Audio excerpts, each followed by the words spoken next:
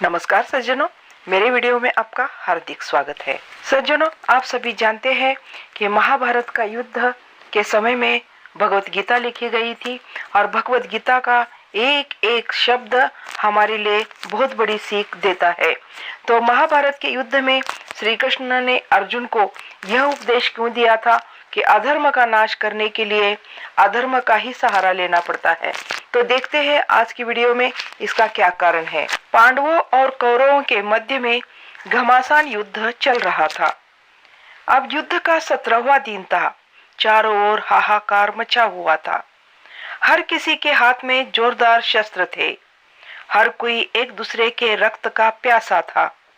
कुरुक्षेत्र की भूमि तो रक्त पीते पीते इतना उब गई थी कि अब वह रक्त उगलना शुरू की थी। चारों तरफ लाशें ही लाशें बिखरी पड़ी थी। धर्म के नाम पर चल रहे इस युद्ध में केवल अधर्म और अधर्म ही नजर आ रहा था। इस भयानक त्रासदी का गवाह समय भयानक शर्मिंदा था। भीम ने एक दिन पहले ही दुशासन की छाती चीरकर उसका रक्तपान कर लिया था। युद्ध की दर्दनाक कहानी अपनी चरम सीमा पर पहुंच चुकी थी। दुशासन की मृत्यु ने दुर्योधन की हृदय में जल रही क्रोध व नफरत की अग्नि को और हवा दी थी। उसने फुंकारते हुए कहा, कुछ भी हो जाए मित्र कर्ण, यह अर्जुन आज जीवित नहीं बचना चाहिए। संध्या होने से पूर्व में इसकी मौत की गूंज इसी शंखनाद की ध्वनि की तरह चारों तरफ से सुनना चाहता हूँ। कर्म ने भी कहा था, तुम चिंता मत करो मेरे मित्र दुर्योधन, आज या तो मैं जीवित रहूंगा या अर्जुन। तुम्हारी मृत्यु तो मेरी पराजय होगी मित्र। दुर्योधन ने कहा कि मैं तो तुमसे यही उम्मीद रखता हूँ मित्र, तुम हमें विजय निश्चित दिलाओगे, यह मैं आशा करता हूँ। इस तरह कर्ण ही नहीं अर्जुन भी कर्ण का वध करने की मंशा से युद्ध भूमि में आए थे। कृष्ण तो अर्जुन के रथ के साथ ही बने रहे। श्री कृष्ण भी युद्ध का परिणाम देखने के लिए उतावले थे, क्योंकि उनका कहना था जो होना है वो होकर ही रहेगा। काल के चक्र को कोई नहीं टाल सकता। कर्ण अपने रथ पर सवार अर्जुन के सामने थे। कर्ण को सारथी के रूप में मृगराज के राजा शल्य थे। कर्ण से कुछ ही दूरी पर दुर्योधन और शकुनी भी अपने अपने रथ में सवार खड़े थे। अर्जुन ने कर्ण को ललकारते हुए कहा, तुम्हें अपने मित्र से कुछ कहना हो तो कह लो, क्या पता बाद में तुम्हें ये अवसर मिलेगा या नहीं, क्योंकि तुम आज इस युद्ध भूमि में जीवित लौटकर नहीं जा पाओगे। कर्ण कहता है, यही सलाह मैं तुम्हें भी देना चाहता हूँ। प्रिय अर्जुन, आज तो तुम्हारा वध मेरे हाथों से होकर ही रहेगा। इस तरह एक सूत पुत्र का सारथी बनाए जाने पर राजा शल्य मन ही मन अपमानित महसूस कर रहे थे, जिसका क्रोध शब्द रूपी बाण बनकर कर्ण के हृदय को छलनी छलनी कर रहा था। शल्य कह रहा था, अब सिर्फ बातें ही करोगे या कुछ युद्ध भी करोगे या नहीं अंगराज कर्ण? मत भूलो कि यहाँ कोई वाद विवाद नहीं चलता, यहाँ युद्ध हो रहा है, युद्ध।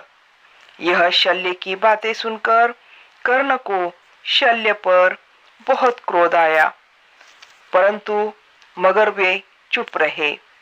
और एक अग्नि उगलता हुआ एक बाण अर्जुन की तरफ छोड़ा, जिसने अर्जुन ने अपने बाण से उसे निष्क्रिय कर दिया।